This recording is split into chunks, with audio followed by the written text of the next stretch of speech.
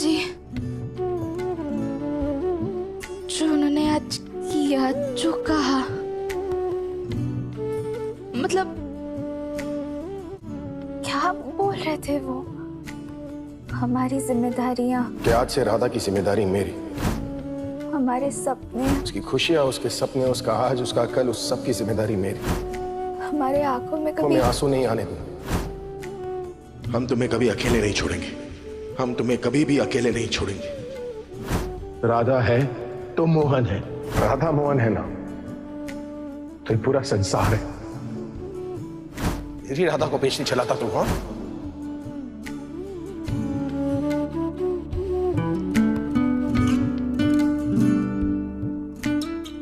बाकी बिहारी जी, आज सब कुछ तो बोल दिया मोहन ने, फिर भी इसे समझ में क्यों नहीं आ रहा है कि आज क्या हुआ?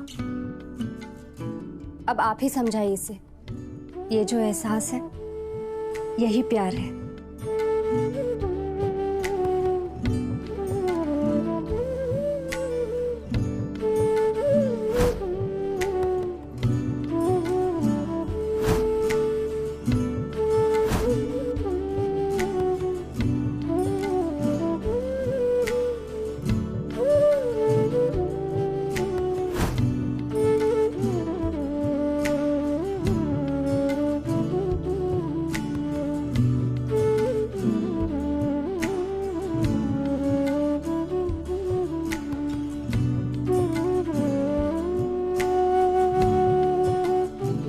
राधा, तुम हंस रही हो या रो रही हो?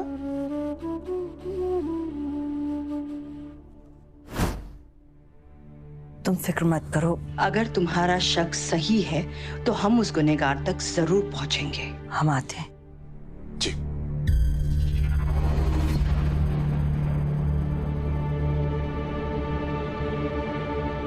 दामिनी,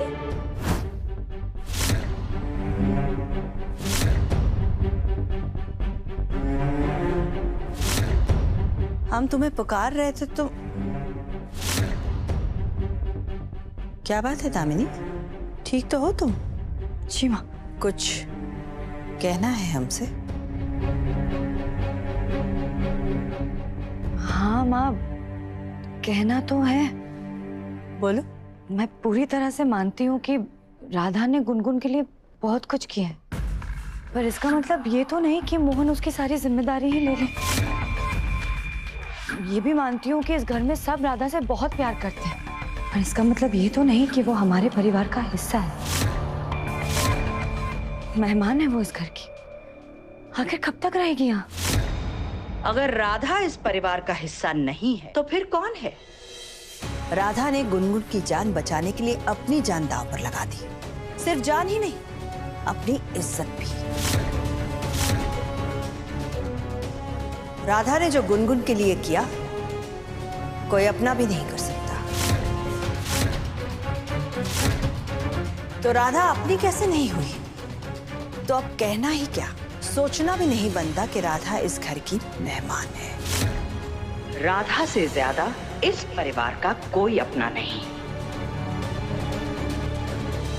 देखो कादम्बरी, हम तुमसे बड़े हैं, इसलिए तुम्हें समझा रहे हैं।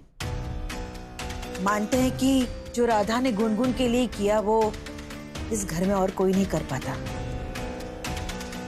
लेकिन तुम भी जानती हो कि बेटी हो या मेहमान, हमेशा के लिए कोई घर में नहीं रहता है। तो आखिर किस कारण से हम लोग राधा को यहां रोक रहे हैं? क्या लगती है वो हमारी? हमें जो ठीक लगा हमने तुमसे कह दिया, बाकी तुम समझदार हो। चल दामिनी।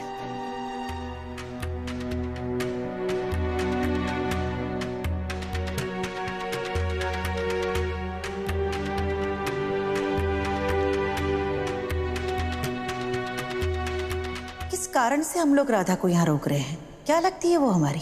हमारे पास एक बहाना है जिससे हम तुम्हें जिंदगी भर के लिए अपने पास रोक सकते हैं, पर ये नहीं जानते कि हमारी ये सोच सही है या गलत। राधा, बताओ ना। क्या हुआ हमें? कुछ भी तो नहीं। पर आप क्यों पूछ रही हैं ऐसा? क्योंकि पहले तुम हंस रही थी, फिर रो रही थी, फिर तुम हंसते हंसते रो रही थी। तुम हैप्पी फील कर रही हो या सैड फील कर रही हो? राधा हैप्पी या सैड नहीं, लव फील कर रही है। हम ना खुशी महसूस कर रहे हैं गुनगुन, कि आप जो ठीक है बस। तुम सैड फील कर रहे हो ना, क्योंकि तुम्हारी शादी नहीं हुई। नहीं गुनगुन, हमें ने तो शादी के लिए मना किया था, अब भूल गई? ओ हाँ, अगर तुम्हें रिद्धि से शादी नहीं करनी तो फिर किससे करनी है?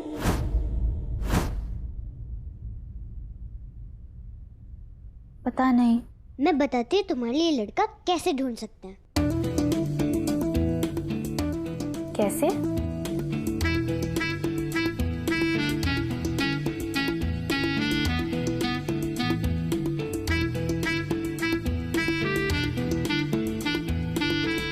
चलो बताओ कि तुम्हें कैसा लड़का पसंद है जिसे देखकर तुम फ्लैट हो जाओ। कि आप क्या कर रही हैं गुनगुन?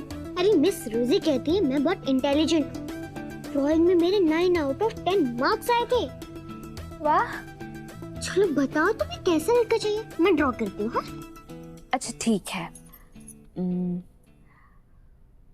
उनका दिल ना बहुत बड़ा होना चाहिए, इतना बड़ा कि उसमें सबके लिए जगह हो, उन्हें सबसे प्यार हो,